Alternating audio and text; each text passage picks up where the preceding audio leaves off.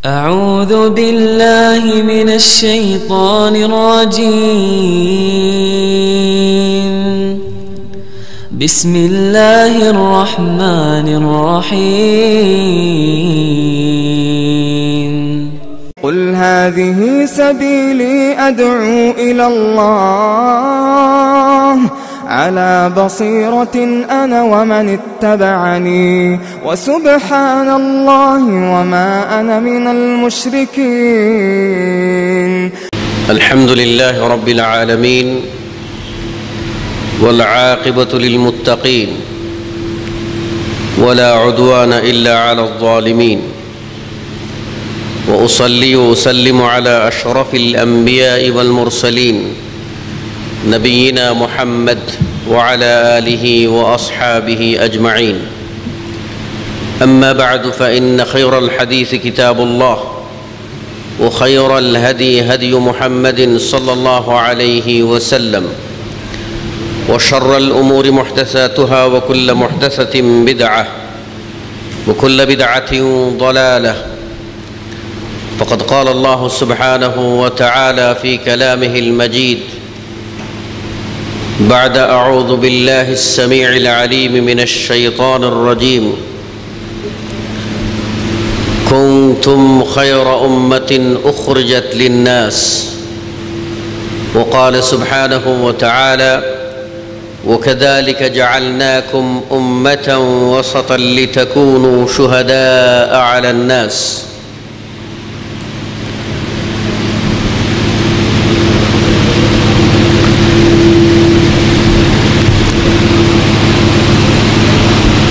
wayofthesalaf.com কর্তৃক আয়োজিত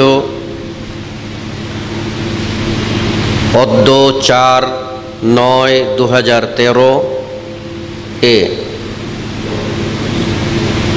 সিলেট জেলার রিকাবিবাজারস্থ কবি নজরুল ইসলাম অডিটোরিয়াম এ অনুষ্ঠিতব্য বিষাক্ত অন্তর আকিদা শুদ্ধিকরণ ইসলামিক কনফারেন্সের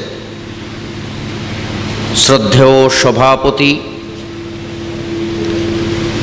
মঞ্চে উপবিষ্ট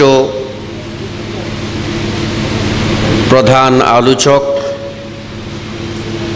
শ্রদ্ধেয় ডক্টর মোহাম্মদ সাইফুল্লাহ, উপস্থিত জ্ঞান পিপাসু সত্যের সন্ধানী মুসলিম ভাই ও বোনেরা, শুরুতেই আপনাদের জন্য রইল জান্নাতি সওগাত। আসসালামু আলাইকুম ওয়া রাহমাতুল্লাহি ওয়া বারাকাতুহু। অতঃপর আজকের এই কনফারেন্সের নির্ধারিত বিষয়ের প্রথম পর্ব নিয়ে আপনাদের সামনে উপস্থিত হয়েছে। বিষয় হলো সাহাবাই কেরাম এবং আহলে বাইত এর মর্যাদা ও অধিকার। এটি অত্যন্ত গুরুত্বপূর্ণ একটি বিষয়, যে বিষয়ের উপরে আমাদের ঈমান থাকা না থাকা অনেকাংশে নির্ভরশীল। ইসলাম আল্লাহ প্রদত্ত জীবন বিধান। ইসলাম একটি পথের নাম, যে পথ দিয়েছেন মহান আল্লাহ, যে পথে ডেকেছেন যুগে যুগে সকল নবী ও রসুলগণ। আমরা হয়েছি সেই সৌভাগ্যবান জাতি যারা সর্বশেষ ও সর্বশ্রেষ্ঠ নবী বিশ্বনবী মুহাম্মদুর রাসূলুল্লাহ সাল্লাল্লাহু আলাইহি ওয়াসাল্লামের উম্মত হওয়ার সৌভাগ্য লাভ করতে পেরেছি। এই ইসলাম কোরআন ও সুন্নাহের নাম। এই ইসলাম ওহীর পথের নাম।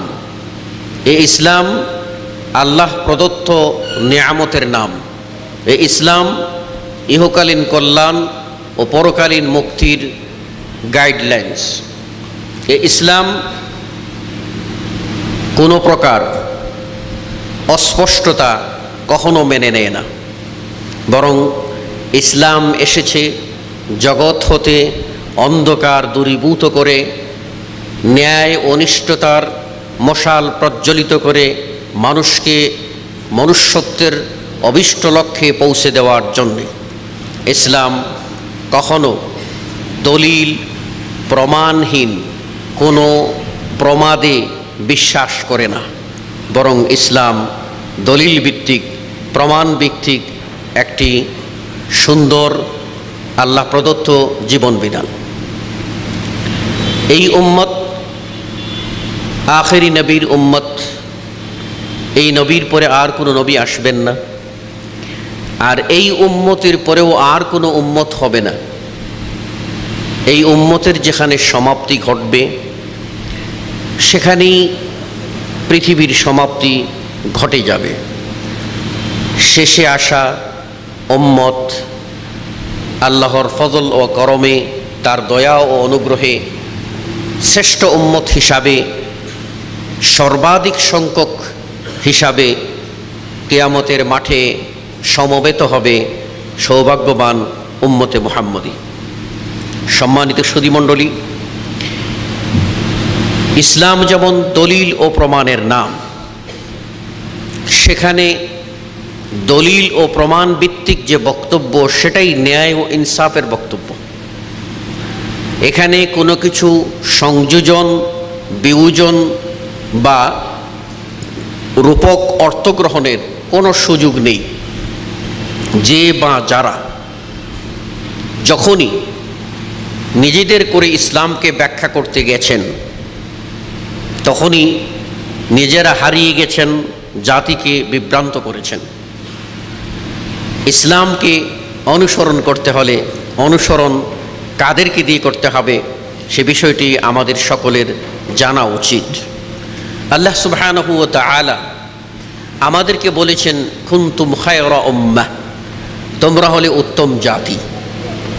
আল্লাহ রাব্বুল আলামিন আমাদেরকে বলেছেন ন্যায় ইনসাফপূর্ণ জাতি, যে জাতি কখনো সীমালঙ্ঘন করে না, সীমালঙ্ঘনকে বরদাস্ত করে না, কাউকে তার নিজ আসন থেকে ঊর্ধ্বে উঠিয়ে কখনো কোনো মানুষকে অতিমানব মনে করে না, আবার যার যে মর্যাদা সেই মর্যাদার আসন থেকে কাউকে নামিয়ে দিয়ে হেয় প্রতিপন্ন করার এরকম পরাকাষ্ঠা ইসলাম প্রদর্শন করে না। এজন্য আল্লাহ সুবহানাহু ওয়া তাআলা সূরা আল বাকারা এর 143 নম্বর আয়াতে স্পষ্ট করে বলেছেন, ওয়াকাযালিকা জাআলনাকুম উম্মাতান ওয়াসাতা, আর এভাবেই আমি তোমাদেরকে করেছি মধ্যমপন্থী উম্মত। এই মধ্যমপন্থী উম্মত বলতে ন্যায় ও ইনসাফের উপরে প্রতিষ্ঠিত, যাকে যেখানে দলিল প্রমাণ যেভাবে স্থান দেবে সেভাবেই স্থান দিতে তারা অভ্যস্ত, তবেই তারা মধ্যমপন্থী উম্মত। এ প্রসঙ্গে ব্যাখ্যা সুদূর প্রসারী, আমরা চলে যাচ্ছি তার দ্বিতীয় পটভূমিতে। সেটি হচ্ছে সাহাবায়ে কেরাম রিজওয়ানুল্লাহি আলাইহিম আজমাইন এবং আলে বাইত এর অধিকার ও মর্যাদা। সেটি হবে আহলুস সুন্নাহ ওয়াল জামাআহ বা হকপন্থীদের পরিগৃহীত নীতির আলোকে। আসুন আমরা পরিচিত হই আহলুস সুন্নাহ ওয়াল জামাআহ কাকে বলে।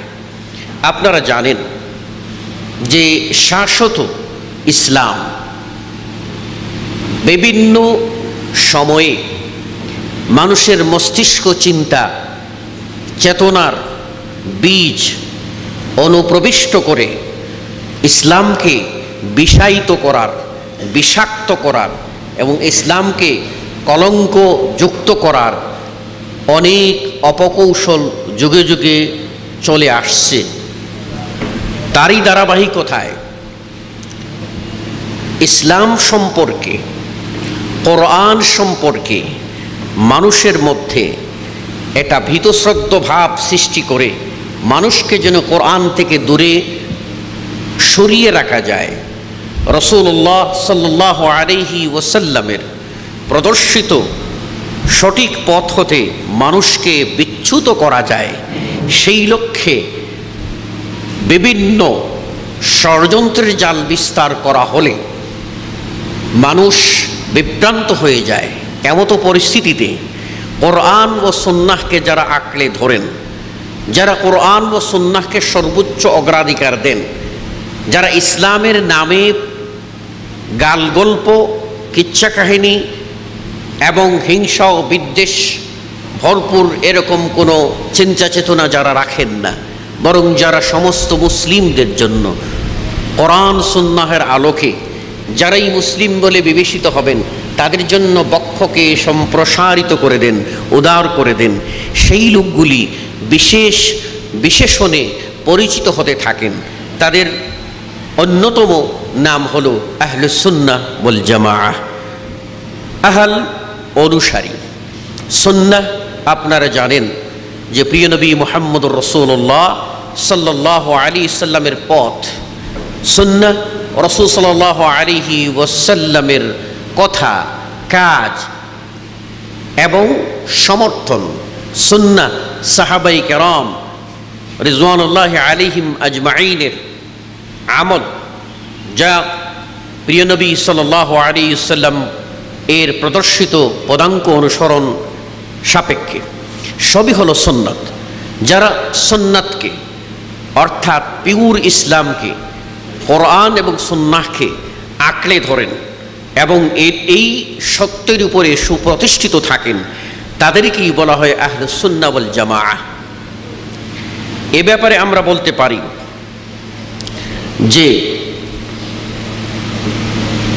ইমাম ইবনু আবিল ইজ আল হানাফি আত-তাহাবিয়াহ এর ব্যাখ্যা গ্রন্থে বলেন, হুম সালাফুল উম্মাহ মিনাস সাহাবাতি ওয়াত তাবিঈন ওয়া মান তাবিআহুম বিইহসানিন ইলা ইয়াউমিদ্দিন। আহলুস সুন্নাহ ওয়াল জামাআত বা হকপন্থী তারাই যারা হলেন সাহাবা ও তাবেঈন হতে শুরু করে এ উম্মতের পূর্বসূরি ব্যক্তিবর্গ, যারা কিতাব ও সুন্নাত হতে গৃহীত স্পষ্ট হকের উপর অক্ষমত ছিলেন। তাহলে আহলুস সুন্নাহ ওয়াল জামাআত তাদেরকেই বলা হবে যারা সাহাবায়ে কেরাম এবং তাবেঈন এযম তাদের যে পথ, সেই পথকে যারা অনুসরণ করে চলেন, যারা কিতাব অর্থাৎ আল কোরআন এবং সুন্নাহ তথা বিশ্বনবী মুহাম্মদুর রাসূলুল্লাহ সাল্লাল্লাহু আলাইহি সাল্লামের বাণীসমূহ যা সহি সনদে প্রমাণিত, তার থেকে গৃহীত যে হক, সে হকের উপরে যারা সুপ্রতিষ্ঠিত থাকেন তাদেরকেই বলা হয় আহলুস সুন্নাহ ওয়াল জামাআহ। ওহুমুল্লাযীনা ইসতামাউ আলাল হাক্কিস সরীহ মিনাল কিতাব ওয়াস সুন্নাহ, যারা অক্ষমত হন ওই হকের উপরে, স্পষ্ট হকের উপরে যা কিতাব ও সুন্নাত কোরআন এবং হাদিস থেকে নেওয়া হয়েছে, অর্থাৎ কোরআন ও হাদিস থেকে যে পথ স্পষ্ট, সেই পথের উপরে যারা প্রতিষ্ঠিত থাকেন তাদেরকে বলা হয় আহলুস সুন্নাহ ওয়াল জামাআহ। এখানে বিষয়টি হচ্ছে হক। কোরআন এবং সুন্নাহ সম্মিলিত প্রয়াস বড় কথা নয়, এখানে মানদণ্ড হচ্ছে হক।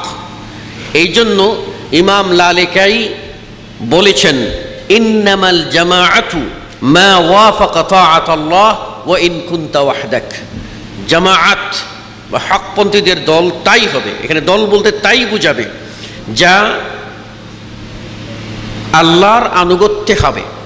ওয়া ইন কুনতা ওয়াহদাক, যদিও আপনি হন একজন, আপনি যদি একা একজন ব্যক্তি হন আর আপনি যদি হকের অনুসারী হন, তাহলে আপনিই জাতি, আপনিই জামাআত, আপনিই দল, আপনিই জনসমষ্টি, আপনিই হকপন্থী।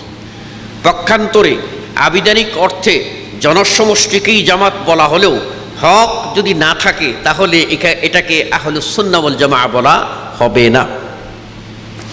এই জন্য ইমাম ইবনুল কাইয়িম রাহিমাহুল্লাহ তিনি স্পষ্ট করে বলেছেন তার ইলামুল মুওয়াক্কিঈন গ্রন্থে, ওয়া'লাম আন্নাল ইজমা' ওয়াল হুজ্জা ওয়াস সাওয়াদ আল আ'যাম হুয়াল আলিম সাহিবুল হক ওয়া ইন কানা ওয়াহদাহু ওয়া ইন খালাফাহু আহলুল আরদ।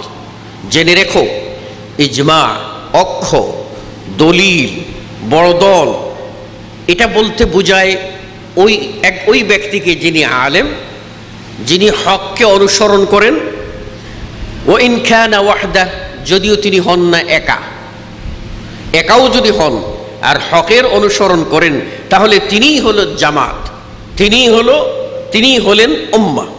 ওয়া ইন খালাফাহু আহলুল আরদ, যদিও পৃথিবীর সকল মানুষ তার বিরুদ্ধাচরণ করে না কেন, পৃথিবীর সমস্ত মানুষও যদি তার উল্টো স্রোতে চলে আর একাই যদি সে হককে ধরে রাখে তাহলে সেই ক্ষেত্রে একাই তিনি হবেন জামাত, তিনি হবেন আহলুস সুন্নাহ ওয়াল জামাআহ। আমরা মুদ্রা কথায় বলতে পারি, কোরআন ও সহিহ সুন্নাহ পরিগৃহীত সত্যপথের যুগে যুগে যারা অনুসরণ করবেন তারাই হবেন আহলুস সুন্নাহ ওয়াল জামাআহ। আর তাদের শুরু হবে সাহাবায়ে কেরাম থেকে, কেননা তারা অনুসরণ করেছেন বিশ্বনবী মুহাম্মদুর রাসূলুল্লাহ সাল্লাল্লাহু আলাইহি ওয়াসাল্লামকে স্বচক্ষে দেখে, কাছে থেকে পরোক্ষরে।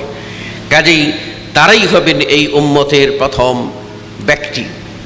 সম্মানিত সুধী মণ্ডলী, এক্ষণে আমাদের জানা প্রয়োজন সাহাবা কারা। যদিও পরিভাষাটি আমাদের সকলের কাছে পরিচিত। সাহাবা এটি হচ্ছে সাহাবী এর বহু বচন। পরিভাষায় সাহাবী বলা হয়, সাহাবী মানে সাথী, সঙ্গী, সহপাঠী। কিন্তু এটি যেহেতু ইসলামী পরিভাষা হিসাবে পরিগণিত হয় তখন পারিভাষিক সংজ্ঞা পেশ করতে হবে, যাকে তাকে সাহাবী বলা যাবে না। তাই আহলুস সুন্নাহ ওয়াল জামাআত, হকপন্থীরা, সাহাবা বলতে যাদেরকে বুঝছেন তারা হলেন কারা? ওহুয়া মান লাকিয়ান নবিয়্য সাল্লাল্লাহু আলাইহি ওয়াসাল্লাম মুমিনান বিহি ওয়া মাতা আলা যালিক। সাহাবী ওই ব্যক্তি যিনি রাসূলুল্লাহ সাল্লাল্লাহু আলাইহি ওয়াসাল্লামকে পেয়েছেন ঈমান অবস্থায় এবং ওই ঈমানের সাথে মৃত্যুবরণ করেছেন। রাসূল সাল্লাল্লাহু আলাইহি ওয়াসাল্লামের যুগ পেয়েছেন, ঈমান আনেন নাই, অথবা ঈমান এনেছেন, ঈমানের উপরে প্রতিষ্ঠিত থাকতে পারেন নাই, ধর্মত্যাগী হয়ে গেছেন, এমন ব্যক্তি রাসূল সাল্লাল্লাহু আলাইহি ওয়াসাল্লামের সোনালী যুগ পেলেও তাকে সাহাবী বলা যাবে না। সাহাবী তাকেই বলা হবে মান লাকিয়ান নবিয়্য সাল্লাল্লাহু আলাইহি ওয়াসাল্লাম মুমিনান বিহি ওয়া মাতা আলা যালিক, যিনি ঈমান নিয়ে রাসূলকে পেয়েছেন এবং ঈমানের উপরে প্রতিষ্ঠিত থেকে ইহদাম ত্যাগ করে পরপারে যাত্রী হয়েছেন, সেই লোকই হবেন সাহাবী। এক্ষণে আসুন আলে বাইত। বাইত, এখানে বাইত মানে ঘর, আর আল মানে পরিবার, অনুসারী। আলে বাইত কাদেরকে বলা হয়? এখানে আলে বাইত বলতে রাসূল সাল্লাল্লাহু আলাইহি ওয়াসাল্লামের পরিবার বর্গকে বোঝায়। এখন রাসূল সাল্লাল্লাহু আলাইহি ওয়াসাল্লামের পরিবার আর তার সাহাবী, তার সাহাবায়ে কেরাম, তার পরিবারের মেম্বার না হলেও যারা ঈমানের সাথে তাকে পেয়েছেন এবং ঈমানের উপরে প্রতিষ্ঠিত থেকে ওফাতপ্রাপ্ত হয়েছেন, তারা তো সাহাবী। তার মধ্যে একটা বিশেষ শ্রেণী যারা রাসূল সাল্লাল্লাহু আলাইহি ওয়াসাল্লামের সাথে রক্তের সম্পর্ক রাখেন, তাদেরকে আলে বাইত বলা হয়। আলে বাইত এর নামে আমাদের সমাজে অনেক ব্যক্তি তাদের নামকে ব্যবহার করে ও রাসূল প্রেমের আতিশয্য প্রদর্শন করতে যে বিভ্রান্ত হয়ে পড়েছেন। আসুন আলে বাইত কাকে বলে? আলে বাইত বলতে রাসূলুল্লাহ সাল্লাল্লাহু আলাইহি সাল্লামের ওই সকল পরিবারের ওই সকল সদস্যদেরকে বুঝাবে যাদের উপরে আল্লাহ রাব্বুল আলামিন সাদকাকে হারাম করে দিয়েছেন। তারা হলেন আলীর পরিবার, জাফর এর পরিবার, আব্বাস রাদিয়াল্লাহু আনহু পরিবার, বনুল হারিস ইবনে আব্দুল মুত্তালিবের পরিবার, আর রাসূল সাল্লাল্লাহু আলাইহি ওয়াসাল্লামের পত্নীগণ ও তার সন্তান সন্ততি, তাদেরকেই বলা হবে আলে বাইত। এখানে একটি বিষয় সকলকে মনে রাখতে হবে যে রাসূল সাল্লাল্লাহু আলাইহি ওয়াসাল্লামের পরিবারের সদস্য হওয়া সত্ত্বেও যদি কোনো ব্যক্তি ইসলামী আকিদা ও উসুলের খেলাফ করেন, তাহলে কি তিনি আলে বাইত থাকতে পারবেন? এটি একটি প্রশ্ন। এই ক্ষেত্রে আহলুস সুন্নাহ ওয়াল জামাআত হকপন্থীদের স্পষ্ট বক্তব্য হলো, আম্মা মান খালাফা সুন্নাহ ওয়া লাম ইস্তাকিম আলা দ্বীন, যে ব্যক্তি সুন্নতের খেলাফ করবে এবং দ্বীনের উপরে সুপ্রতিষ্ঠিত থাকবে না, যে ব্যক্তি সুন্নতের খেলাফ করবে এবং দ্বীনের উপরে সুপ্রতিষ্ঠিত থাকবে না, সেই লোকটি রাসূল সাল্লাল্লাহু আলাইহি ওয়াসাল্লামের পরিবারের, তার বংশের, তার রক্তের দাবি দিয়ে সে মুক্তি পাবে না। ওই লোকের সাথে ইমানদারদের কোনো আত্মার কোনো সম্পর্ক হতে পারে না। আবার স্পষ্ট করে বলছি, যে লোকটি সুন্নতের খেলাফ চলবে, দ্বীনের উপরে প্রতিষ্ঠিত থাকবে না, ওই লোকটি রক্তের দিক থেকে, বংশের দিক থেকে মুহাম্মদুর রাসূলুল্লাহ সাল্লাল্লাহু আলাইহি ওয়াসাল্লামের পরিবারের সদস্য বলে দাবি করলেও শরঈ অর্থে যাদেরকে আলে বাইতের মর্যাদা দিতে বলা হয়েছে এবং যাদেরকে মর্যাদা দেওয়া ঈমানের দাবির অন্যতম একটি দাবি, সেই অর্থে ওই সকল লোকগুলি আলে বাইত হিসাবে পরিগণিত হবেন না।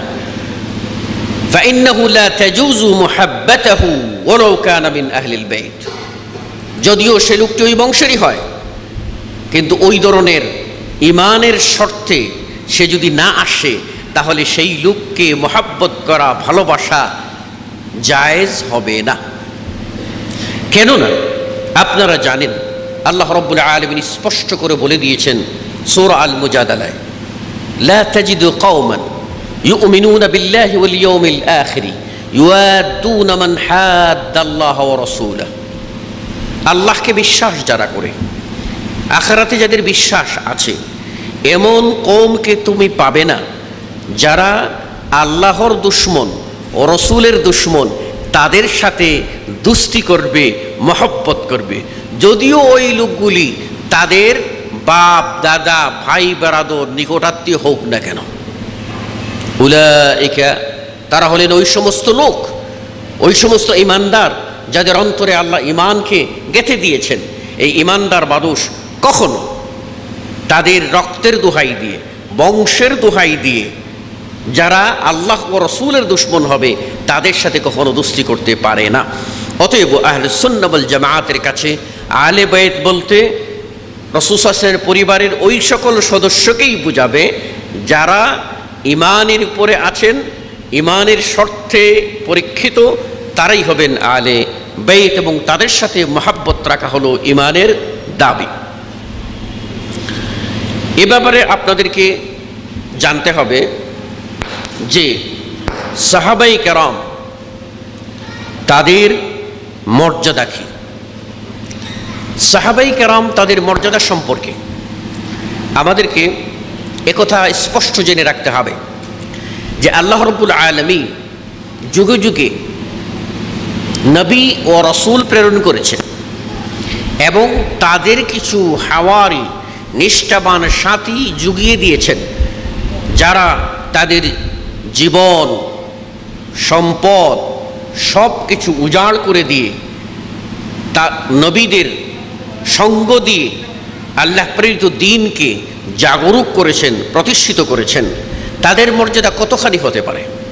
আমাদের নবী, বিশ্বনবী মুহাম্মদ রাসূলুল্লাহ সাল্লাল্লাহু আলাইহি ওয়াসাল্লাম দাওয়াত শুরু করলেন তিনি একা। তিনি একা, তার কোনো সাথী নেই। তিনি শ্রেষ্ঠ বংশের শ্রেষ্ঠ সন্তান, যাকে এক বাক্যে সমাজের সব লোক বলতো আল আমিন, বিশ্বাসী। সেই লোক কি অপরাধ করেছিলেন? কারো মাথায় তো বাড়াই দেননি। রাতের অন্ধকারে কারো ঘরে প্রবেশ করেছেন, কারো অনিষ্ট সাধন করেছেন, কাউকে ঠকিয়েছেন এমনটা তো প্রমাণিত নয়। তিনি একটাই বলেছিলেন যে তোমরা মানুষ হয়ে মানুষের গোলামি করছো, ছেড়ে দাও, ফিরে এসো আল্লাহর কাছে, ইহকালও কল্যাণ হবে, পরকালে তোমরা মুক্তি পাবে। লাত উজ্জা মানাত হুবলের পূজা ছেড়ে দাও, বলো লা ইলাহা ইল্লাল্লাহ, সফল কাম হয়ে যাবে। কতই না নির্যাতন আসলো, কত নিষ্পেষণ তার উপরে আসলো, কত তিরস্কার তাকে মেনে নিতে হয়েছিল, কত যাতনা তাকে বরদাস্ত করতে হয়েছিল। এমতো পরিস্থিতিতে যারা তাকে সঙ্গ দিয়েছেন, যাদের সহায় সম্পদ সব লুটিয়ে দিয়েছেন, যাদের জীবনকে বাজি রেখে আল্লাহর নবীকে রক্ষা করেছেন, আল্লাহর দ্বীনের পথে সব কিছু উজাড় করেছেন, তাদের মহাব্বত, তাদের সম্মান কতখানি হবে একটু বিচার করুন। বন্ধুগণ, আমরা যদি বলি যে আমরা মুসলিম, কিন্তু যারা কোরআন মানেন এবং সহিহ হাদিস মানেন তাদের সাথে আমাদের কোনো সম্পর্ক নাই, তাহলে কি আমরা মুসলিম হতে পারবো? যারা আমরা বলি মুসলিম, আমরা মুমিন, আমরা নবীর প্রেমিক, অথচ যারা নবীকে সহযোগিতা করেছেন তাদেরকে যদি আমরা অবজ্ঞা করি, অবহেলা করি, তাহলে কি আমরা মুমিন দাবি করে যথার্থ দাবিদার হতে পারবো? সম্মানিত সুধী মণ্ডলী, এ ব্যাপারে সহিহ মুসলিমে 2408 নম্বর হাদিস, যেখানে রাসূলুল্লাহ সাল্লাল্লাহু আলাইহি ওয়াসাল্লাম আল্লাহর কথা স্মরণ করিয়ে দিয়ে বলছেন, আল্লাহ সতর্ক হও, সাবধান হও, আহলে বেইতি, আমার পরিবারবর্গ, আহলে বেইত, আমার পরিবারের সদস্যদেরকে কষ্ট দিও না, সাবধান, সতর্ক হও। একবার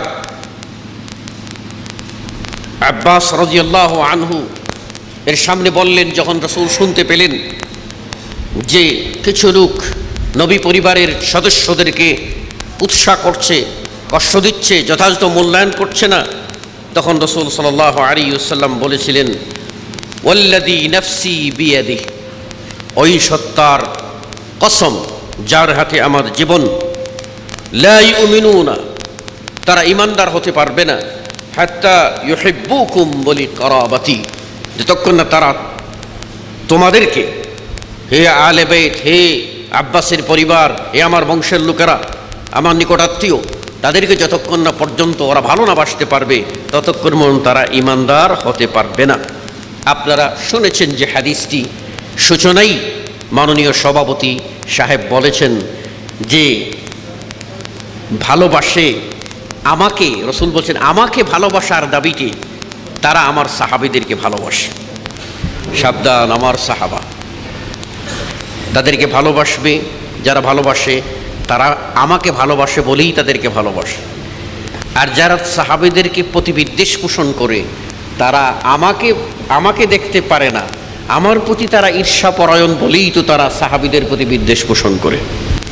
সুধী মণ্ডলী, সাহাবা কারা, তাদের বৈশিষ্ট্য কি? আল্লাহ রাব্বুল আলামিন যদি স্বয়ং তাদের প্রশংসা করেন, তাদের উত্তম চরিত্রের কথা মহাগ্রন্থ আল কোরআনে উল্লেখ করেন, তাহলে আপনি আমি কিসের বলে সাহাবাদেরকে নিয়ে সমালোচনা করব? যেখানে তো সূরা আল ফাতহের 29 নম্বর আয়াতে আল্লাহ রাব্বুল আলামিন বলছেন, মুহাম্মাদুর রাসূলুল্লাহ ওয়াল্লাযীনা মাআহু আশিদ্দাউ আলাল কুফফারি রুহামাউ বাইনাহুম তারাহুম রুকআন সুজদান ইয়াবতাগুনা ফাযলাম মিনাল্লাহি ওয়া রিদওয়ানা। মুহাম্মদ আল্লাহর রাসূল, ওয়াল্লাযীনা মাআহু, আর তার সাথে যারা আছেন, কারা? সাহাবায়ে কেরাম। তাদের সম্বন্ধে বলছেন যে তারা মুমিনদের পরস্পরে অত্যন্ত রহমদিল, আর যারা ইমানের বিরুদ্ধে অবস্থান নেয় তাদের বেলায় তারা রূঢ়। তারা কি চায়? তারা চায় ইয়াবতাগুনা ফাযলাম মিনাল্লাহি ওয়া রিদওয়ানা, তারা আল্লাহর অনুগ্রহ চায়, তারা আল্লাহর সন্তুষ্টি চায়। কে বলেছেন? মহান আল্লাহ। আল্লাহ তার প্রিয় হাবিবের অনুসারী সাহাবী তাদের প্রশংসা করে বলছেন তারা ওই সাহাবারা তো তারাই যারা চায় আল্লাহর অনুগ্রহ এবং আল্লাহর সন্তুষ্টি। অতঃপর আল্লাহ রাব্বুল আলামিন সাহাবীদেরকে যারা মুহাজির, যারা হিজরত করেছেন, মক্কা থেকে মদিনায় হিজরত করেছেন, যারা আল্লাহর পথে জিহাদ করেছেন তাদের কথা, এবং যারা মুহাজিরদেরকে সাহায্য সহযোগিতা করেছেন আনসার সাহাবী, তাদেরকে বলেছেন এরাই তো প্রকৃত মুমিন। যেখানে আল্লাহ রাব্বুল আলামিন সূরা আল আনফালের ৭৪ নম্বর আয়াতে বলছেন ওয়াল্লাযীনা আমানু ওয়া হাজারু ওয়া জাহাদু ফি সাবিলিল্লাহ ওয়াল্লাযীনা আও ওয়া নাসারু উলাইকা হুমুল মুমিনুনা হাক্কা। যারা হিজরত করেছেন, যারা আল্লাহর পথে জিহাদ করেছেন, যারা বাড়িঘর বানিয়ে সুযোগ দিয়ে মুহাজিরদেরকে ঠাঁই দিয়েছেন, আশ্রয় দিয়েছেন, সাহায্য করেছেন, আল্লাহ বলছেন উলাইকা হুমুল মুমিনুনা হাক্কা, ওরাই তো হলো হক মুমিন, সত্যিকারের মুমিন। তাই যেখানে আল্লাহ রাব্বুল আলামিন সত্যিকারের মুমিন, হক মুমিন বলে অভিহিত করেছেন সাহাবীদেরকে, বলছেন লাহুম মাগফিরাতুম ওয়া রিজকুম কারীম, তাদের জন্য রয়েছে মাগফিরাত এবং সম্মানিত আহার্য, সম্মানিত রিজিক। তাহলে আপনি আমি সাহাবীদের সমালোচনা কেমন করে করব? যেখানে আল্লাহ রাব্বুল আলামিন অগ্রগামী সাহাবী যারা প্রথমেই ঈমান গ্রহণ করেছেন, যারা হিজরত করেছেন, তাদেরকে আল্লাহ রাব্বুল আলামিন বলছেন ওয়াস-সাবিকুনাল আউয়ালুনা মিনাল মুহাজিরিন ওয়াল আনসার ওয়াল্লাযীনা ইত্তাবাউহুম বিইহসানিন রাদিয়াল্লাহু আনহুম ওয়া রাদু আন। অগ্রগামী প্রথম পর্যায়ের মুহাজির, আনসার, সাহাবী এবং তাদের যারা পথ অনুসরণ করেছেন ন্যায়সঙ্গতভাবে, তারা আল্লাহর প্রতি সন্তুষ্ট,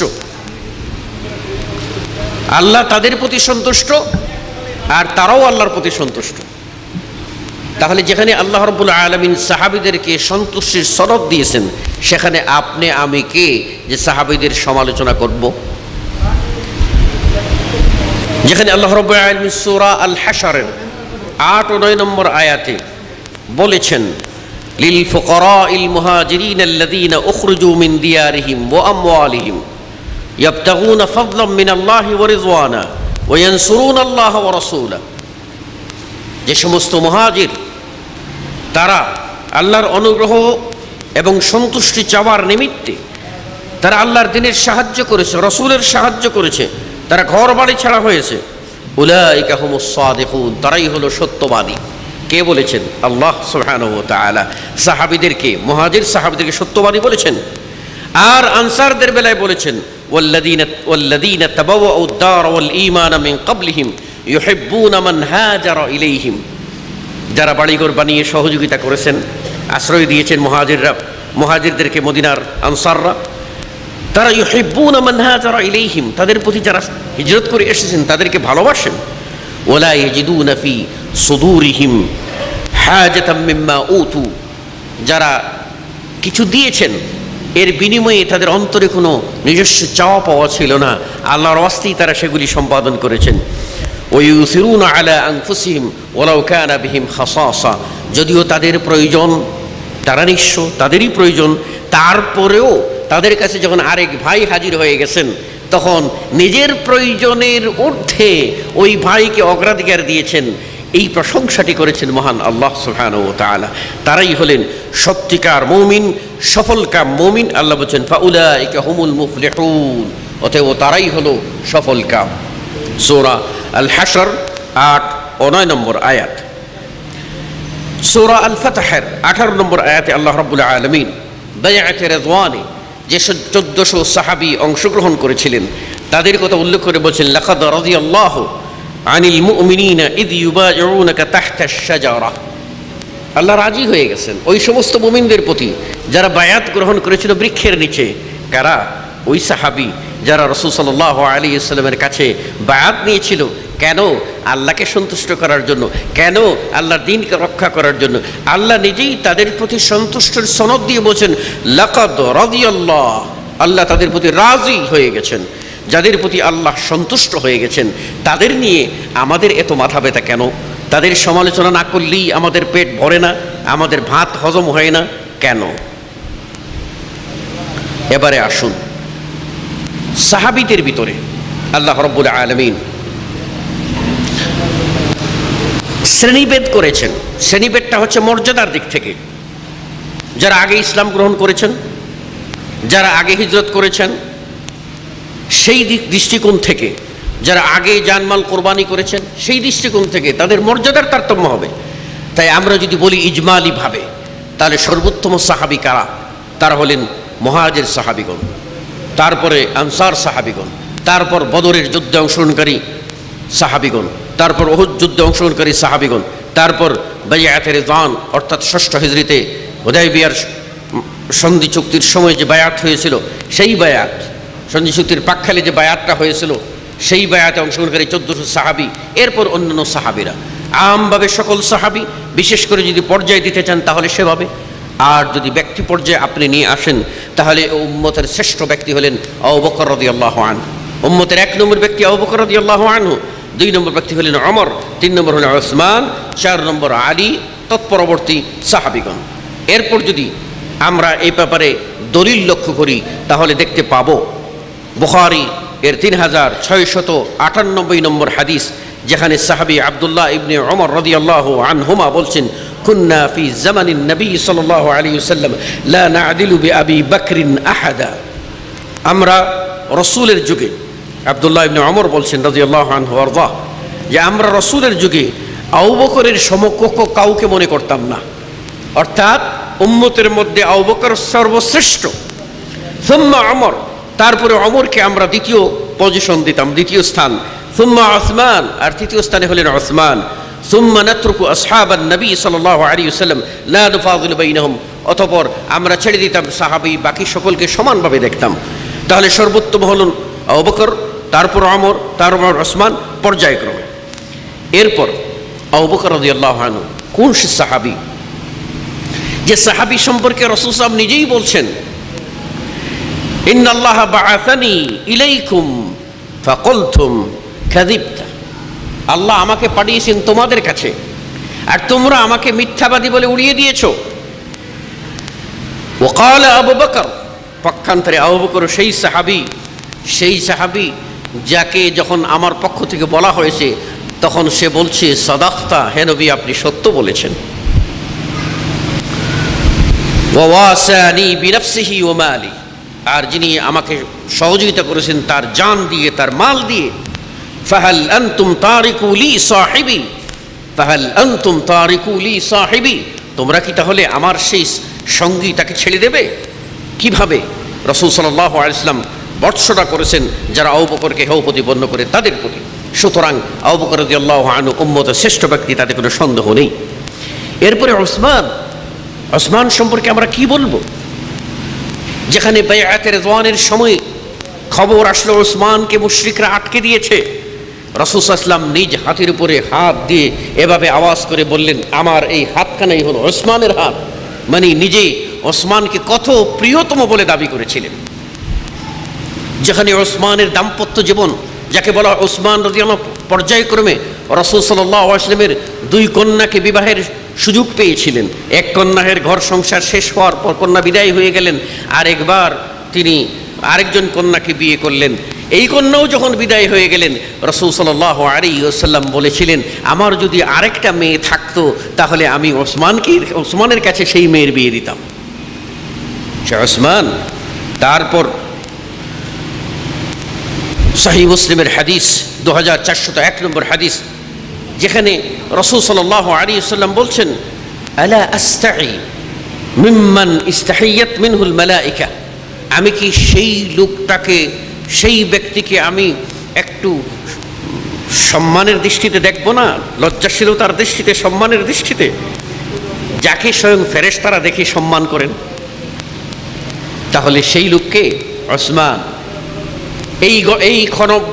এই যদি কূপ খনন করে দেয় যে সে হবে জান্নাতি, দেখা গেল ওসমান। এই পরিমাণ দান যে করে সে হবে জান্নাতি, দেখা গেল ওসমান। তাহলে সেই লোকটাকে আমরা কি বলবো? সম্মানিত সুধী মণ্ডলী, আলী সম্পর্কে বলবো। আলী রাদিয়াল্লাহু আনহু কে রাসূল সাল্লাল্লাহু আলাইহি ওয়াসাল্লাম তার দূত হিসাবে পাঠিয়েছিলেন। আপনারা জানেন যে খায়বারের যুদ্ধে বিজয়ের সময়ে রাসূল সাল্লাল্লাহু আলাইহি ওয়াসাল্লাম কি বলেছিলেন যে কালকে ঝান্ডা দেওয়া হবে এমন এক লোকের হাতে যেই লোকটা আল্লাহকে ভালোবাসেন এবং আল্লাহও তাকে ভালোবাসে। কাল যখন হলো, ওমর রাদিয়াল্লাহু আনহু আক্ষেপ করতেছিলেন বোধহয় আমার নাম দেবেন, আকাঙ্ক্ষা ছিল তার, কিন্তু দেখা গেল আল্লাহ বলেন আইনা আলী, আল্লাহ নবী বলেন আইনা আলী, আলী কোথায়? আলী রাদিয়াল্লাহু বললেন তার চোখে ব্যথা, রাসূল সাল্লাল্লাহু আলাইহি ওয়াসাল্লাম ডেকে এনে চোখে থুতু লাগিয়ে দিয়ে বললেন যাও। প্রমাণ হলো যে তিনি সেই ব্যক্তি যিনি আল্লাহকে ভালোবাসেন এবং আল্লাহও তাকে ভালোবাসেন। বলেছেন কে? বিশ্বনবী মুহাম্মদ রাসূলুল্লাহ সাল্লাল্লাহু আলাইহি ওয়াসাল্লাম। মক্কা বিজয় হলো 8ম হিজরিতে। রাসূল সাল্লাল্লাহু আলাইহি ওয়াসাল্লাম আলীকে তার নিজের দূত হিসাবে প্রেরণ করেছেন আর বলছেন তুমি কি তাতে সন্তুষ্ট নও যে মূসার ভাই হারুন যে মূসার স্থলাভিষিক্ত ব্যক্তি ছিলেন, আমার স্থলাভিষিক্ত তুমি হবে সে আলী? তারপর বললেন তবে একটা কথা, মূসার ভাইকে আল্লাহ নবুয়তের মর্যাদা দিয়েছিলেন, নবী হয়েছিলেন, মনে রেখো আমার পরে আর কেউ নবী হবেন না। তাহলে কত মর্যাদা আলীকে আল্লাহ রাসূল সাল্লাল্লাহু আলাইহি ওয়াসাল্লাম দিয়েছেন। এবারে যদি আসেন তাহলে এই 4 জনের পরে কাকে আপনারা মর্যাদাবান বলবেন? যাদেরকে আল্লাহর নবী ডাক দিয়ে ডেকে ডেকে নাম উচ্চারণ করে বলছেন এরা জান্নাতি, তাদের বেলায় আপনি কি বলবেন? আল্লাহর নবী তো বলছেন যে হাদিসটা মুসনাদে আহমদের, আবু দাউদের, ইবনে মাজার এবং আলবানির তাহকিক করা সহিহুল জামের 895 নম্বর হাদিস, যেখানে রাসূল সাল্লাল্লাহু আলাইহি ওয়াসাল্লাম বলছেন আবু বকর ফিল জান্নাহ ওয়া ওমর ফিল জান্নাহ ওয়া উসমান ফিল জান্নাহ ওয়া আলী ফিল জান্নাহ ওয়া তালহা ফিল জান্নাহ ওয়া যুবাইর ইবনে আল আওয়াম ফিল জান্নাহ ওয়া সা'দ ইবনে মালিক ফিল জান্নাহ ওয়া আব্দুর রহমান ইবনে আউফ ফিল জান্নাহ। এই 9 জনের নাম নিয়ে বর্ণনাকারী সাদ ইবনে যায়েদ নিজে বলছেন যে চাইলে 10ম নম্বরে আমার নাম নিতে পারো। অর্থাৎ কত তারা রিয়া মুক্ত থাকার জন্য চেষ্টা করেছেন। লক্ষ্য করুন, সাহাবী, তার ওই সাহাবী তার নামও রাসূল সাল্লাল্লাহু আলাইহি ওয়াসাল্লাম নিয়েছেন যে তিনিও জান্নাতি। তিনি নিজে বর্ণনা করতে গিয়ে বলছেন এই 9 জনের নাম বললাম, আর চাইলে তোমরা 10ম নম্বরে আমার নামও নিতে পারো। নিজে নিজে বলছেন না, সরি। এরপর যদি আমরা মর্যাদা দিতে চাই তাহলে মর্যাদা দেব কাদেরকে? যারা বদরের যুদ্ধে অংশগ্রহণ করেছিলেন। 313 মতান্তরে 15 মতান্তরে 17 এই সাহাবী যাদের কথা বুখারীতে বর্ণিত হয়েছে, প্রিয় নবী সাল্লাল্লাহু আলাইহি ওয়াসাল্লাম বলেন আল্লাহ বলেছেন, আল্লাহ নিজে বলছেন, বুখারী মুসলিমের হাদিস, যেখানে আল্লাহ রাব্বুল আলামিন বলে দিয়েছেন ই'মালু মা শি'তুম কাদ গফারতু লাকুম। হে বদরের সাহাবীরা, হে বদরের যোদ্ধারা, তোমরা যা করো আমি তোমাদেরকে মাফ করে দিলাম। আল্লাহ রাব্বুল আলামিন যাদের জন্য মাগফিরাতের সনদ দিয়ে বলছেন ইফআলু মা শি'তুম ই'মালু মা শি'তুম কাদ গফারতু লাকুম, আমি তোমাদেরকে ক্ষমা করে দিলাম, সেই ক্ষমাপ্রাপ্ত সাহাবী তাদের সামনে আপনি কি বলবেন? বদরের সাহাবী। তারপর যদি আপনি যান তাহলে ওই বায়াতে রিদওয়ান 1400 সাহাবী।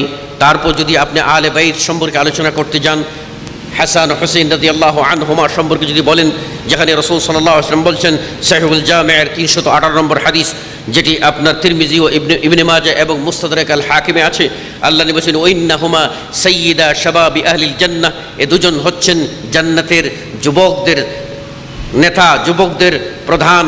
আল্লাহর নবী সেভাবে তাদেরকে উল্লেখ করেছেন। আপনি যদি রাসূল সাল্লাল্লাহু আলাইহি ওয়াসাল্লামের কন্যা কলিজার টুকরা ফাতিমা সম্পর্কে যদি বলেন তাহলে সেখানেই দেখবেন রাসূল সাল্লাল্লাহু আলাইহি ওয়াসাল্লাম বলছেন বুখারী মুসলিমের হাদিস ইন্নাহা সাইয়্যিদাতু নিসাই আহলিল জান্নাহ, ফাতিমা হবে জান্নাতে মহিলাদের সাইয়্যিদা, মহিলাদের নেতা, মহিলাদের প্রধান। এভাবে তাকে মর্যাদার আসনে অভিষিক্ত করেছেন। আমরা একটা কথা স্পষ্ট করে বলতে চাই, যেখানে রাসূল সাল্লাল্লাহু আলাইহি ওয়াসাল্লাম এভাবে তার সাহাবীদের মর্যাদা তুলে ধরেছেন, তাদেরকে নিয়ে মাথা ব্যথা করা যাবে? তাদেরকে নিয়ে গালমন্দ করা যাবে? তাদের নিয়ে সমালোচনা করা যাবে? দেখুন সূরা আল হাশরের 10 নম্বর আয়াত, সেখানে আল্লাহ রাব্বুল আলামিন বলছেন ওয়াল্লাযীনা জাউ মিন বা'দিহিম ইয়াকুলুনা রাব্বানা ইগফির লানা ওয়া লিইখওয়ানিনা আল্লাযীনা সাবাকুনা বিল ঈমান।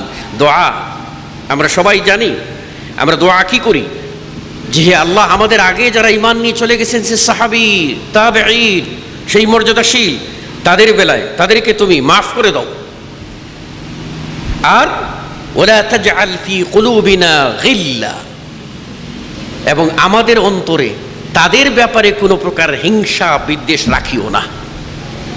তাদের ব্যাপারে আমাদের দিলকে স্বচ্ছ করে দাও, যেন তাদের ব্যাপারে আমাদের মনে কোনো প্রকার কুটিলতা, জটিলতা, প্রশ্ন, সন্দেহ, বিদ্বেষ কিছুই যেন না থাকে। এরপর রাসূলুল্লাহ সাল্লাল্লাহু আলাইহি ওয়াসাল্লাম বলেছেন, রাসূল বলেছেন, লা তাসুব্বু আসহাবি, তোমরা আমার সাহাবাদেরকে গালি দিও না। লা তাসুব্বু আসহাবি, তোমরা আমার সাহাবাদেরকে গালি দিও না। ওয়াল্লাযী নাফসি বিয়াদি, ওই সত্তার কসম যার হাতে আমার জীবন। রাসূলুল্লাহ সাল্লাল্লাহু আলাইহি ওয়াসাল্লাম আল্লাহর কসম করে বলছেন, আল্লাহর কসম করে বলছেন, লাউ আন্না আহাদাকুম আনফাকা মিসলা উহুদিন যাহাবা, তোমাদের কেউ যদি উহুদ পাহাড় পরিমাণ স্বর্ণ যদি আল্লাহর পথে ব্যয় করে, মদিনার সবচেয়ে প্রশস্ত পাহাড়, প্রায় 3 মাইল ব্যাপ্তি লম্বা প্রশস্ত পাহাড়, এই প্রস্থের বিশাল পাহাড়, সেটাকে উদাহরণ দিয়ে রাসূল বলছেন, তোমাদের কেউ যদি সেই পাহাড় পরিমাণ স্বর্ণও যদি ব্যয় করে, মা বালাগা মুদ্দা আহাদিহিম ওয়ালা নাসিফা, তাহলে আমার একজন সাহাবীর এক মুষ্টি বা তার কিয়দংশেরও বরাবর হবে না। তাহলে সাহাবীদের মর্যাদা কোথায়? এক্ষণে প্রশ্ন হলো যে এই সাহাবীদেরকে গালি দেওয়ার কথাটি কোত্থেকে আসলো, কিভাবে আসলো? আসলে সাহাবীদের প্রতি বিদ্বেষ, সাহাবীদের নিয়ে সমালোচনা, এটি হয়েছে জাগতিক কারণে। কারণ যারা কোরআন ও সুন্নাহকে যথাযথ স্থানে রাখতে চাননি, বরং কোরআন ও সুন্নাহের লেবাসে লেফাফা লাগিয়ে দিয়ে ইনভেলাপের ভিতরে সেখানে নিজেদের মন গড়া ইসলামকে ঢুকাতে চেয়েছেন, মানুষকে হক থেকে বিচ্যুত করতে চেয়েছেন, তারাই কেবল সাহাবীদের সমালোচনায় প্রবৃত্ত হয়েছেন।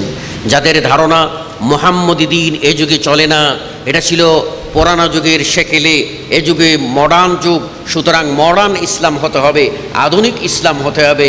তাই আধুনিকতার দোহাই দিয়ে, প্রগতির দোহাই দিয়ে এবং গণতন্ত্র বিভিন্ন মতবাদের দোহাই দিয়ে তারা সমালোচনা করতে গিয়ে কোনটি রাজতন্ত্র, কোনটি গণতন্ত্র, কিভাবে ওসমান রাদিয়াল্লাহু আনহুর খিলাফত আসলো, আর কিভাবে এই খিলাফতের ভিতরে তিনি খিলাফত চলনায় তিনি স্বজনপ্রীতি কার সাথে করলেন, কীভাবে তিনি কি করলেন, এই সমালোচনায় আমরা প্রবৃত্ত হয়েছি এক শ্রেণীর মানুষ। কেন? যে আমরা বুঝতে পারি নাই এ ষড়যন্ত্রের মূল কোথায়। আপনারা লক্ষ্য করুন, আল্লাহর নবীকে গালি দিয়ে কেউ কোনোদিন ইমানদার হতে পারে না। আল্লাহকে গালি দেওয়া কেউ যদি দে তাহলে নির্দ্বিধায় সে আউট অফ ইসলাম। রাসূল সাল্লাল্লাহু আলাইহি ওয়াসাল্লামকে গালি দে, নির্দ্বিধায় সে আউট অফ ইসলাম, সে মুসলিম নয়। আপনারা জানেন বুখারীর 3617 নম্বর হাদিস পড়ে দেখবেন যে আনাস ইবনে মালিক রাদিয়াল্লাহু আনহু আরদাহ বলছেন যে একজন খ্রিস্টান ইসলাম গ্রহণ করল, লিখতে জানত, আর রাসূল সাল্লাল্লাহু আলাইহি ওয়াসাল্লামের সান্নিধ্যে থেকে সে অনুমতি পেয়ে গেল ওহী লেখার। লেখালেখি জানতো, লেখালেখি করল। পরবর্তীতে শয়তানের চক্রান্ত পড়ে সে আবার খ্রিস্টান ধর্ম গ্রহণ করে ফেলল। খ্রিস্টান ধর্ম গ্রহণ করে সে ইসলাম সম্পর্কে অহেতুক অবান্তর মন্তব্য করতে লাগলো। এমনকি রাসূলুল্লাহ সাল্লাল্লাহু আলাইহি ওয়াসাল্লাম সম্পর্কে বলতে লাগলো, মা ইয়াদরি মুহাম্মদ ইল্লা মা কাতাবতু লাহ, মুহাম্মদ তো লেখাপড়া কিছুই জানেন না, কিছুই জানতেন না, কি তার কাছে ওহী নাজিল হয়, সে তো তাই মানে বলে যেটা আমি লিখে দিয়ে এসেছিলাম। মা ইয়াদরি মুহাম্মদ ইল্লা মা কাতাবতু লাহ, মুহাম্মদ কিছুই জানে না, তার জন্য আমি যা লিখে দিয়েছিলাম সেইগুলি এখন মুহাম্মদ বলে বেড়াচ্ছে। এইভাবে যখন তিরস্কার করেছিল, তার অর্থ হলো সে আল্লাহর নবীকে তিরস্কার করলো, আল্লাহর কোরআনকে তিরস্কার করলো, ওহীকে তিরস্কার করলো, জিবরিলকে তিরস্কার করলো, ইমানের মূল ভিতকে সে অস্বীকার করলো। আল্লাহর নবী তার জন্য দোয়া করেছিলেন, দোয়ার ফল কি দাঁড়িয়েছিল, যখন সে মারা গেল তাকে দাফন করা হলো, মাটি তাকে গ্রহণ করে না, দাফন করে চলে আসে। পরে দেখা যায় তার লাশ আবার মাটির উপরে পরের দিন, ওরা মনে করে বোধহয় গভীর করে গর্ত করে আবার কবর দেই, আবার কবর দেয়, দেখা যায় পরের দিন আবার তার লাশ উপরে রাখা। তিনবার তার লাশ যখন উপরে ফেলা দেখা হলো, তখন তারা বলল, তারা নিজেরা ওই সময়ের জাতি, তারা বলল, কি বলেছিল, ফাআলিমু আন্নাহু লাইসা মিনান নাস। তারা তখন জানতে পারলো যে এই লোকটা মানুষই না, এই মানুষের কাতারেই হতে পারে না। ফাআলকুহু, তারপরে তাকে তারা নিক্ষেপ করে দিল, তার দেহ নিক্ষেপ করে দিল, কোনো মূল্য দিল না। এটি হলো দুনিয়ার ফল। আর আখিরাতের কি ফল? আর পরিষ্কার করে যেখানে রাসূল সাল্লাল্লাহু আলাইহি ওয়াসাল্লাম বলছেন, যারা সাহাবীকে গালি দেয় তারা আমাকে গালি দেয়, যারা আমাকে গালি দেয় তারা আল্লাহকে গালি দেয়, যারা আল্লাহকে গালি দেয় তারা কখনো ঈমানদার হতে পারে না। সূরাতুল আহজাবের 58 নম্বর আয়াত লক্ষ্য করুন, সেখানে আল্লাহ রাব্বুল আলামিন বলেন, ওয়াল্লাযীনা ইউযুনাল মুমিনিনা ওয়াল মুমিনাত বিগাইরি মাকতাসাবু ফাকাদ ইহতামালু বুহতানা ওয়া ইসমান মুবিনা। যারা মুমিন পুরুষ, মুমিন নারী, তাদেরকে অহেতুকভাবে, অন্যায়ভাবে তাদের উপরে অপবাদ রটায় এবং তাদের উপরে স্পষ্ট তাদের উপরে অপবাদ রটায়, তাদের সম্বন্ধে অবান্তর কথাবার্তা বলে, তারা পতিত হলো প্রকাশ্য গুনাহে, পাপে। আল্লাহ রাব্বুল আলামিন আহজাবের এর আগেতে বলেছেন, ইন্নাল্লাযীনা ইউযুনাল্লাহা ওয়া রাসূলাহু লা'নাহুমুল্লাহু ফিদ দুনিয়া ওয়াল আখিরাহ ওয়া আ'আদ্দা লাহুম আযাবাম মুহিনা। যে সমস্ত লোকেরা আল্লাহ ও তার রসুলকে কষ্ট দেয়, তাদের প্রতি আল্লাহর লানত দুনিয়াতে এবং আখিরাতে, আর তাদের জন্য রয়েছে লাঞ্ছনাদায়ক শাস্তি, অপমানকর শাস্তি। তাহলে আল্লাহ ও আল্লাহ রসুলকে গালি দিয়ে কখনো ঈমানদার হতে পারে না। আপনারা লক্ষ্য করবেন, শয়তান একজন মুসল্লিকে বলবে না সরাসরি সালাত থেকে দূরে থাকবে, কেননা ওই মুসল্লি সালাত থেকে দূরে থাকবে না। শয়তান তখন বলবে যে এই লোকটাকে নফল সালাতের দিকে ধাবিত করে দেই, যাতে সে সালাতের প্রেমে লাগে, সালাত নফল পড়তে পড়তে ফরজটা ভুলে যায়। যখন ফরজটা ভুলে যাবে তখন তো সে কুফরিতে চলে যাবে, আমি সাকসেস। ঠিক যখন দেখলো একদল মানুষের হৃদয়ে আল্লাহর প্রেম, রসুলের প্রেম, সাহাবাদের প্রেম, এই প্রেম যদি জাগরুক থাকে, মহাব্বত জাগরুক থাকে, তাহলে সে তো ইউসুফ আলাইহিস সালামের সৌন্দর্য দেখে মিশরের নারীরা ফল কাটার বদলে হাত কেটে ফেলেছিল। আর মুহাম্মদ সেই ব্যক্তি যার চেহারা মুবারক দেখে ডাকের সাথে সাথেই তারা ঝাঁপিয়ে পড়েছিলেন, জীবন বাজে রেখে গর্দানকে উড়িয়ে দিয়েছিলেন। কোথায়? তাহলে তো ওই মানুষ এত মহাব্বত, নবী প্রেম, এদেরকে তো সহজেই নবীর বিরুদ্ধে বলা যাবে না। আস্তে আস্তে সাহাবীদের বিরুদ্ধে কথা বলা শুরু করলো, কারণ ইসলাম তো সাহাবীদের মাধ্যমে আমাদের কাছে আসছে। তারা নবীকে ফলো করেছেন, নবী করিম সাল্লাল্লাহু আলাইহি ওয়াসাল্লাম কীভাবে কোরআন মেনেছেন এটা আমাদের কাছে বর্ণনা করেছেন, তাদের বর্ণনা থেকে আমরা পেয়েছি। কাজেই যদি সত্যিকার ইসলাম থেকে মানুষকে হটাতে চাও, তাহলে ওই বর্ণাকারী সাহাবীদের বিরুদ্ধে কুৎসারটনা করো, যাতে মানুষ সাহাবীদের বিরুদ্ধে তাদের বীতশ্রদ্ধ ভাব সৃষ্টি হয়, ঘৃণার সৃষ্টি হয়, তবেই তোমরা সাকসেস হয়ে যাবে। এভাবেই ইসলাম সম্পর্কে দূরত্বের সৃষ্টি করেছে। এই ব্যাপারে ইমাম ইবনে তাইমিয়া রাহিমাহুল্লাহ তার মিনহাজুস সুন্নাহ গ্রন্থের ভিতরে বলছেন, ইয়াকসুদুনা বিযালিক, সাহাবাদেরকে যারা গালি দেয়, সাহাবাদের সমালোচনায় যারা প্রবৃত্ত হয়, তারা কিন্তু তাদের উদ্দেশ্য হচ্ছে ইসলাম, তাদের উদ্দেশ্য সাহাবী নয়, তাদের উদ্দেশ্য ইসলাম। কেননা সাহাবীরাই তো ইসলামের বিবরণ আমাদের কাছে নিয়ে আসছেন। কাজেই সাহাবীদের সমালোচনা যদি করা হয়, সাহাবীদের প্রত্যেকে যদি মানুষেরা মুখ ফিরে এনে, তাহলে অটোমেটিক ইসলাম থেকে মুখ ফিরে নেবে। সেই সুবাদে তারা আপনার এই ষড়যন্ত্রে লিপ্ত হয়েছে। তিনি বলছেন, লিআন্না সাহাবাতা হুম রুয়াতুহু, তারাই হলেন ইসলামের বর্ণাকারী, তারাই হলেন ইসলামের রক্ষাকারী। ওহুম খায়রু হাযিহিল উম্মাহ, এই সাহাবারাই হলেন এই উম্মতের শ্রেষ্ঠ ব্যক্তিত্ব। ওয়াল কাদহু ফি খায়রিল কুরুনি কাদহুন ফি রাসূলিল্লাহ, আর ওই প্রথম যুগের সোনালী যুগের সোনার মানুষ সাহাবী, তাদের উপরে যদি কদর্য লিপন করে দেওয়া হয়, তাদেরকে যদি তাদের উপরে সমালোচনা করা হয়, তাহলে এই কদর্যটা, এই ময়লাটা নিক্ষেপ করা হয় স্বয়ং রসুলের উপরে। ওয়া কাদহুন ফিল ইসলাম, এবং সেটা ইসলামের উপরে। সে কারণেই তারা সেই কাজটি করেছে। আপনারা জানেন, ওসমান ইবনে আফফান সম্পর্কে আলোচনা আমরা করলাম, তার সম্বন্ধে মন্তব্য আপনারা জানেন। ওসমান রাদিয়াল্লাহু আনহু শাহাদত বরণ করলেন। কেন বরণ করলেন? এর পিছনে যে নাটকটা ছিল, সেটি ছিল ইহুদিদের একটি চক্রান্ত। আপনারা ইয়ামান বংশোদ্ভূত ইয়ামানের একজন ইহুদি আব্দুল্লাহ বিন সাবা, যার নাম আপনারা শুনেছেন, সে বাহ্যিকভাবে ইসলাম গ্রহণ করে অন্তরে তার কুফরি ইহুদিয়তকে লুক্কায়িত রেখে মুসলিমদের ভিতরে প্রবেশ করে ইসলামের অক্ষকে চূর্ণ বিচূর্ণ করে দিয়ে মুসলিমদেরকে কাটাকাটি মারামারি হানাহানিতে লাগিয়ে দিল এবং শুরু হলো দ্বন্দ্ব। ওসমান রাদিয়াল্লাহু আনহু শাহাদত বরণ করলেন। আবার সেই লোকের ষড়যন্ত্র হলো, পরবর্তী খলিফা যখন আলী হলেন, আলী রাদিয়াল্লাহু আনহুর কাছে গিয়ে দাবি তুলল ওসমান হত্যার বিচার করুন। ওসমান হত্যার বিচার তিনি মাসলাহাত মনে করে বিলম্ব করলেন। এবার সুযোগ করলেন মুআবিয়ার কাছে গিয়ে, সেখানে দামেশকে গিয়ে সেখানে গিয়ে তাকে উস্কাতে থাকলো যে আলী কেন বিচার করছেন না, নিশ্চয়ই সেখানে গোমর আছে, তিনি হয়তো বা নেতৃত্ব ডুবে তিনি ওসমানকে হত্যা করেছেন। এই আগুন জ্বালিয়ে দিল। আর এই যুগের মুসলিমরা পোড়া কপালি আমরা কোথায় গিয়ে পৌঁছেছি যে আমরা ওই ইহুদিদের পাতানো ফাঁদে পা দিয়ে আমরা নিজেরাও সাহাবীদের সমালোচনায় লিপ্ত হয়ে পড়েছি। আমরা সাহাবীদের সোনালী যুগকে সোনার যুগ মনে করি নাই, যেখানে রাসূল সাল্লাল্লাহু আলাইহি ওয়াসাল্লাম বলেছেন খায়রুল কুরুনি কারনি, সর্বোত্তম যুগ হলো আমার যুগ। সুম্মাল্লাযীনা ইয়ালুনাহুম, এরপরের যুগ হলো সাহাবীদের যুগ, তারপর তাবেঈনদের যুগ। আল্লাহর নবী যেখানে পরিষ্কার করে বলছেন আমার যুগ হলো শ্রেষ্ঠ যুগ, সেই যুগ সম্পর্কে আপনার এই যুগকে মডেল না ধরে আজকের যুগে সেই ইসলামটাকে, সাহাবীদের রেখে যাওয়া সোনার ইসলামকে, সোনার ধর্মকে, সোনালী দিনকে অবজ্ঞা করে মডেল বানানো হলো ইরানি বিপ্লবকে। কেন ইরানি বিপ্লবকে মডেল বানানো হলো? কারণ তারাই কোরআনকে অস্বীকার করেছে। তারাই সেই লোক যারা সকল সাহাবীকে কাফের মনে করে। তাদের একদল তিনজন সাহাবী আল মিকদাদ ইবনে আসওয়াদ, আবু যার আল গফারি এবং সালমান ফারসি, এই তিনজনকে বাদ দিয়ে বাকি সকলকে একদল বলে যে সব মুরতাদ হয়ে গেছে। তাদের মধ্যে একদল এমন আকীদা যে আবু বকর এবং ওমরকে যদি কেউ গালি দেয়, একটি গালি দেয়, তাহলে তার আমলনামায় 70টা নেকি লেখা হয়। এইরকম অবান্তর কথা সৃষ্টি করে দিয়ে আবু বকর এবং ওমরকে গালি দেওয়ার চেষ্টা করেছে।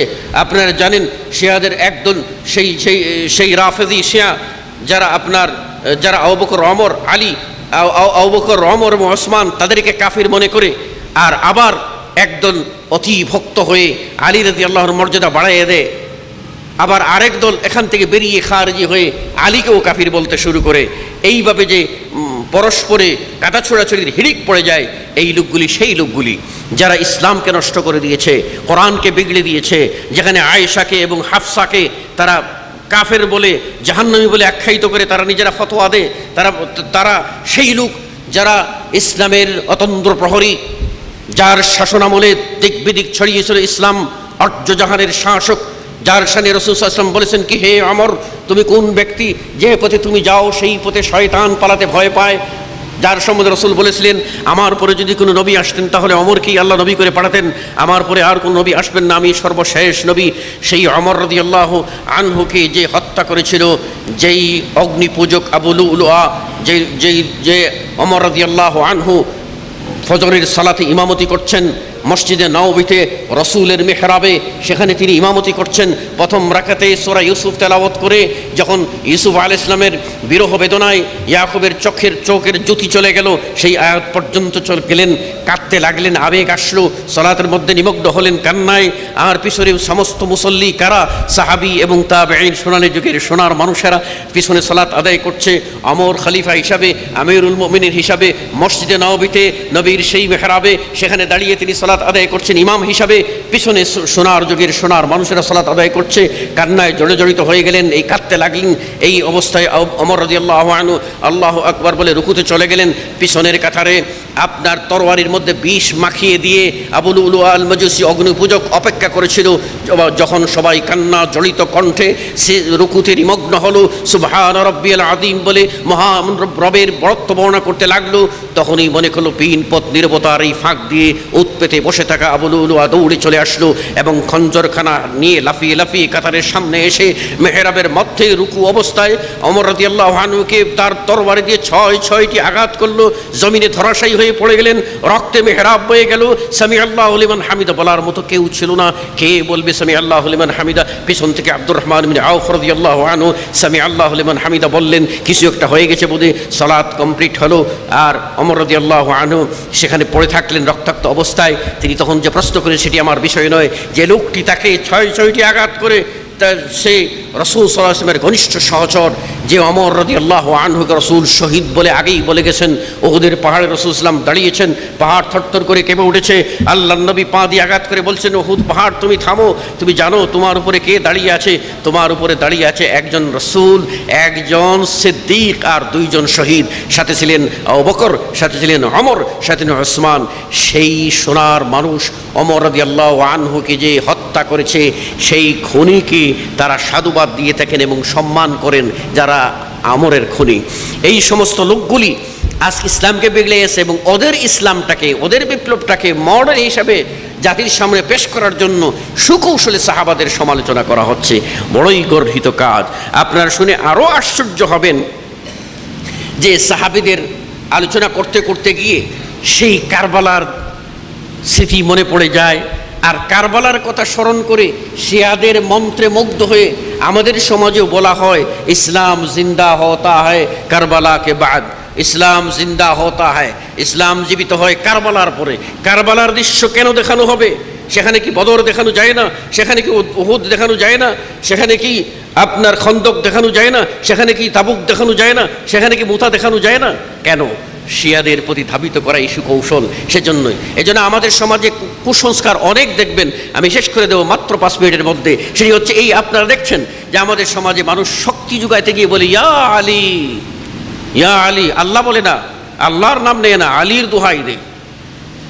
আমাদের সমাজে মনে রাখবেন, আমাদের বক্তারা পরবর্তীতে বলবেন, আমি বলে যাচ্ছি, আমাদের ওই সিলেটের একটা ঐতিহ্য আছে, এই মানে অপসংস্কৃতি আছে যে আগে ওই ডায়রিয়া, আগে বলে তো কলেরা হতো, আর কলেরা হইলে মানুষেরা কী করতো? জিকির করতো এবং স্লোগান দিত। রাত্রে সন্ধ্যা হলেই জিকির করতো আর বলতো, আল্লি আল্লি জুলফিকার ফাতিমারা তো তীর, যেই পথে আইসো বলা সেই পথে ফির। কত বড় মানে শিরকি কথা! আল্লি আল্লি জুলফিকার ফাতিমারা তো তীর, আলী এবং আলীর দোহাই আর ফাতিমার তীরের দোহাই দিয়ে তারা বিপদ থেকে মুক্তি পাবে। আল্লাহ কোথায়? আল্লাহ রাব্বুল আলামিন যেখানে বলছেন তিনি যদি তোমাদের ক্ষতি করতে চান তাহলে কেউ রোধ করার ক্ষমতা কি আছে? তাহলে সেই আল্লাহকে বাদ দিয়ে আলীর দোহাই দেওয়া, ফাতিমার দোহাই দেওয়া, এই অপসংস্কৃতি আমাদের সমাজে চালু আছে। সুতরাং এই সবগুলি হয়েছে আমাদের ভুল বোঝাবুঝির কারণে। এবং আমাদের দেশের মানুষেরা আমাদের এই যে শিয়াদের প্রচারণার কারণে সেই অন্তরে যে ব্যাধি আছে, তাদের যে পচা রুগ্ন অন্তর, এই রুগ্ন অন্তরের রোগটা সংক্রামিত হয়ে আমাদের মনে মনেও প্রবেশ করছে এবং আমরা অবান্তর কথাবার্তা পর্যন্ত আমরা বলে ফেলতেছি, আমরা টেরও পাচ্ছি না। আমাদের মধ্যে অনেক লোক আছেন যারা সাহাবী মুআবিয়া রাদিয়াল্লাহু আনহু, তার ছেলে ইয়াজিদ তাবেঈ, সাহাবী মুআবিয়া সম্পর্কে সমালোচনা আমরা করি, গালাগালি করি, ইয়াজিদ সম্পর্কে গালাগালি করতে গিয়ে সীমালঙ্ঘন করি। এইগুলির ব্যাপারে আমাদের সতর্ক সাবধান হতে হবে। মনে রাখবেন, আহলুস সুন্নাহ ওয়াল জামাআহ বা হকপন্থী তাদের অবস্থান হচ্ছে এই যে সাহাবাদের মধ্যে যে বিবাদটা লেগেছিল এই ব্যাপারে তাদের অবস্থানটা স্পষ্ট। তারা বলছেন আত-তামাসসুকু আনিল কালামি ফিমা হাসালা বাইনাস সাহাবা, সাহাবাদের মধ্যে যে বিষয়গুলি ঘটেছে এই ব্যাপারে নীরবতা পালন করা। কারণ যখন আপনি সমালোচনা করতে যাবেন প্রমাণ ছাড়া তখনই বিভ্রান্তি হয়ে যাবেন। আর যেখানে রাসূলুল্লাহ সাল্লাল্লাহু আলাইহি ওয়াসাল্লাম আল্লাহ আল্লাহ সাহাবী, আমার সাহাবাদের নিয়ে তোমরা সমালোচনা করিও না, সেখানে আমি কেমন করে সমালোচনা করতে পারি? কাজেই নিজেকে নিবৃত রাখার উপায় হলো, ঈমান বাঁচানোর উপায় হলো এ সমস্ত সমালোচনা থেকে বিরত থাকা। দ্বিতীয়ত, তাদের বিতর্কার যে বিষয়গুলি হয়েছিল এসব ব্যাপারে আমরা বলবো, যেহেতু বুখারী মুসলিমের হাদিসে রাসূল সাল্লাল্লাহু আলাইহি ওয়াসাল্লাম আমাদেরকে একটা নীতি বলে দিয়েছেন যে কোনো মুস্তাহিদ যদি ভুল করে তাহলে তবু এই সত্যপথের সন্ধান করতে চেষ্টা করেছিল, এর বিনিময়ে আল্লাহ রাব্বুল আলামিন তাকে একটা নেকি দান করবেন। আর যদি সঠিক সিদ্ধান্তে পৌঁছে তাহলে আল্লাহ রাব্বুল আলামিন তাদেরকে ডবল নেকি দান করবেন। অতএব আমরা বলবো যে এই ক্ষেত্রে যদি তাদের ইজতিহাদ হয়ে থাকে তাহলে তাদের ব্যাপারে যখন আল্লাহ রাব্বুল আলামিন সূরা আল আহকাফের 16 নম্বর আয়াত স্পষ্ট করে বলেছেন, উলাইকাল্লাযীনা নাতাকাব্বালু আনহুম আহসানা মা আমিলু ওয়া নাতাজাওয়াজু আন সাইয়্যাতিন ফি আসহাবিল জান্নাহ, জান্নাতের অধিবাসী সেই সোনালী যুগের সোনার মানুষ, তাদের ওই সমল কথাগুলি যারা ভালো কাজ করেছেন সেগুলি আমরা গ্রহণ করব। আল্লাহ বলছেন আর যেগুলি তারা খারাপ করে সেগুলি আল্লাহ রাব্বুল অতিক্রম করবেন, যেখানে আল্লাহ রাব্বুল আলামিন ক্ষমা করে দেবেন, সেখানে আমরা কেন সমালোচনায় প্রবৃত্ত হব? এটি অত্যন্ত মারাত্মক কাজ। এই ব্যাপারে আপনার ইমাম ইবনে কুদামার একটি উদ্ধৃতি দিয়ে শেষ করছি।